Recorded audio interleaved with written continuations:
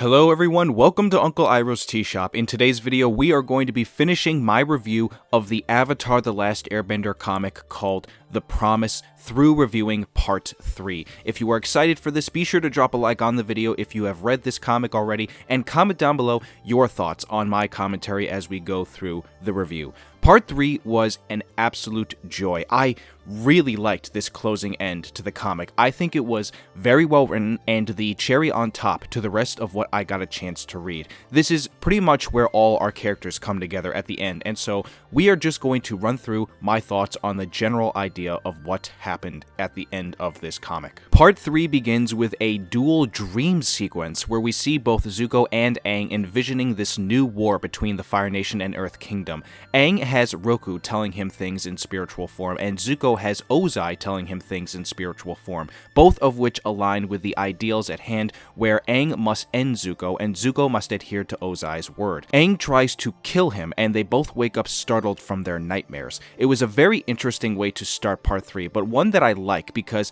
it mirrors a sense of struggle between these two characters, and you see this quite a lot in Part 3. I love those moments because they showcase a lot of character growth, but also aspirations and beliefs that change. There are multiple scenes where I really felt this, and we'll talk about that soon. Suki goes to pick up Sokka and Toph from the school as they head out to Yu Dao. They see Zuko and his army marching, and so they decide to march with them by sneaking into a tank as they head towards the colony. Meanwhile, at the colony itself, we see that Aang, Katara, and the other resistance movements come together. The Yu Dao resistance movement behind Kuei and the main freedom fighter movement behind Smellerbee butt heads with each other as they both also fundamentally disagree on what it means for this movement to exist. One side believes that the Fire Nation should be out of the Earth Kingdom entirely, while the other believes that it is totally okay if the Fire Nation coexists with the Earth Kingdom. They use examples of Kuei's parents and Kuei being together with Sneers as the general idea of what that means. Both nations had fought each other at a time during the 100-Year War, and that time has passed on, and now you see that they come together in their own way, as we see with those relationships that I used as an example.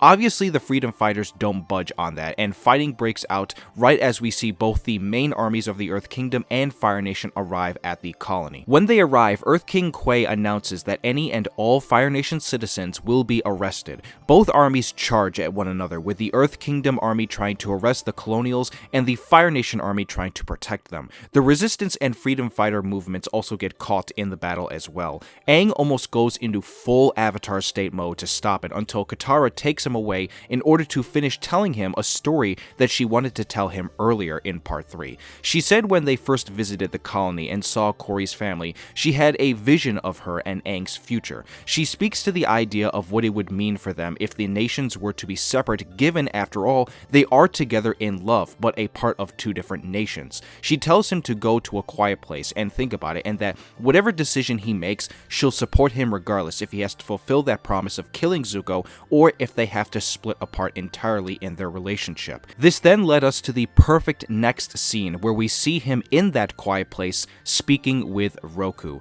This is one of those moments of great writing that I spoke to earlier. Roku instinctively says that Aang needs to keep the role of Avatar above all else, no matter what it is. Aang tries to point out that he, as an Air Nomad, and the last one at that, must hold to his philosophy or else there is no purpose to what he believes in, regardless of being Avatar. Roku then just out of nowhere reveals that Zuko is his great-grandson, and that his mother, Ursa, was his granddaughter. Something that, in hindsight, I didn't know before reading this comic, but now that I think about it harder, it does make a lot of sense. I mean, that is a big reveal, so much so that I think it really did influence Aang's way of thinking as we go into the next sequence of events happening at the colony. We see a light beam up to the sky where Aang is as he comes out of his rock hole in full-blown Avatar state mode, just like how we saw him at the end of the cartoon when he fought Fire Lord Ozai with all four elements at his side. When creating a crack in the ground around everyone, including the colony itself, Zuko falls in while trying trying to speak to Aang, saying that he was doing exactly what his father would have done in what feels like a moment of regret. Aang saves him and tears apart the entire colony from the rest of the land. That moment also reminded me very much of when Avatar Kyoshi split the land when she fought Chin the Conqueror.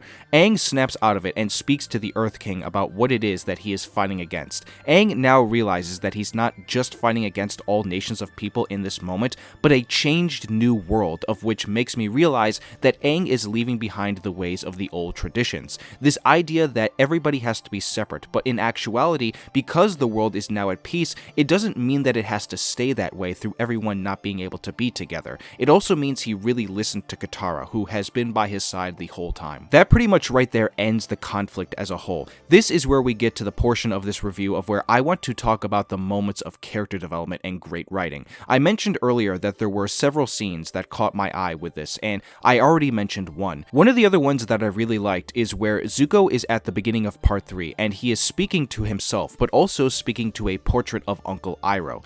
No joke, at first I thought this implied that he had died, but that wasn't actually true. The reality is that Uncle Iroh decided to just stay in the Earth Kingdom at Ba Sing Se to take care of his Jasmine Dragon tea shop. So for a whole year, those two had no communication with each other. In hindsight, that might be a plot hole of sorts, but the more I think about it, it makes sense from a point of view of Zuko, who I know for a fact would not go to Ozai for advice before going to see Uncle Iroh. It's just that given his position of power, he felt that he was the one to go to instead. A misguided view of things, but one that makes sense for his conflicted character. Speaking of the Jasmine Dragon, we now transition over to another fantastic moment of writing, where we move forward to the point after that whole battle at Yu Dao took place. Aang took Zuko to the Jasmine Dragon to heal and take time to think, and who better to watch over him as well than Uncle Iroh? They have a sit-down, heart-to-heart chat with each other, and I think it is very eye-opening. I wrote this down in my notes, word for word.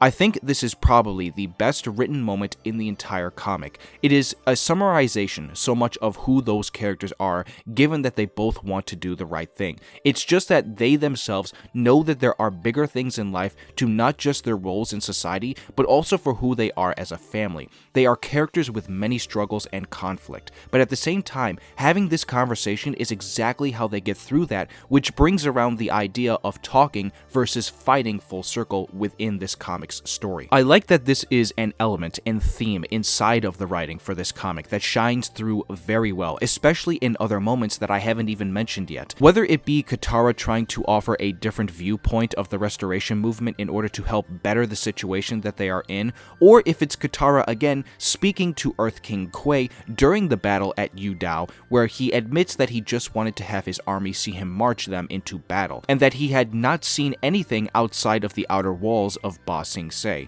It's something that showed a lack of experience, but also a lack of thought, something that I think even a character like Zuko and Aang experienced a lot in this story. The final scene that I did want to talk about from this point of view before we get to the finale is the interaction that Aang and Roku had before he went to speak to Zuko. It seems that Roku comes off as being a little bit more stubborn than Aang realized, and he pushes back against him hard about what he believes in, and that even though they are both avatars, they are two completely different people with two different viewpoints of the world. Aang pushes back really hard against what he is saying, so much so that he goes as far to break the necklace that he's been wearing and ends the connection to Roku. I don't know if this is necessarily something that implies that he will not be able to speak to Roku again ever, or just for the time being, so I'll be curious to see if this gets explored in other comics and books. Again though, this was just another great scene in terms of writing. Now, I definitely want to talk about this finale because boy am I excited for the future. We see that Zuko is having a conversation with none other than Azula, who is wearing a prison straitjacket of sorts. He says that he does not want to go to Ozai anymore, and as it is a waste of time, but feels that the only person left who can help him with his mother is Azula. She looks at the mirror all crazy like seeing her mom in the reflection as Zuko asks what happened to her, and then it just ends. Absolutely fantastic way to end off the story. Now, for those wondering, I did already know about this. Years and years ago, I had heard about the fact that there was a comic out that established a potential redemption arc for the character of Azula, and I believe it is around the story and connection between her and Zuko's mom. I am definitely now ready to read that story whenever I can get the chance. Finally, overall, I'm just really glad that the ending of this comic addressed that theme of conversation and talk, as I've spoken to many times in these reviews. The thing that could have saved so much time in this story would have been if characters just spoke it out with each other. That is why that scene at the end with the heart-to-heart between our two main leads speaks so much volume. If they had had that conversation earlier, none of this probably would have happened. So again, I really loved the way that it ended and overall just really liked the comic. I might do a full review of it eventually, so be on the lookout for that. As we end off the video, please comment down below your thoughts on it and my commentary review of part 3. If you did enjoy the video and you like this kind of content, be sure to give this video a like. If you are new to this channel, be sure to subscribe and turn on that notification bell to be updated for when I upload again in the future. My fellow benders of all 4 nations, thank you all for stopping by Uncle Iroh's tea shop. On your way out, be sure to let him know how much you appreciated his jasmine tea and his words of wisdom that come with it. I hope everyone here has a wonderful rest of the day, and I will see you all soon for more Avatar.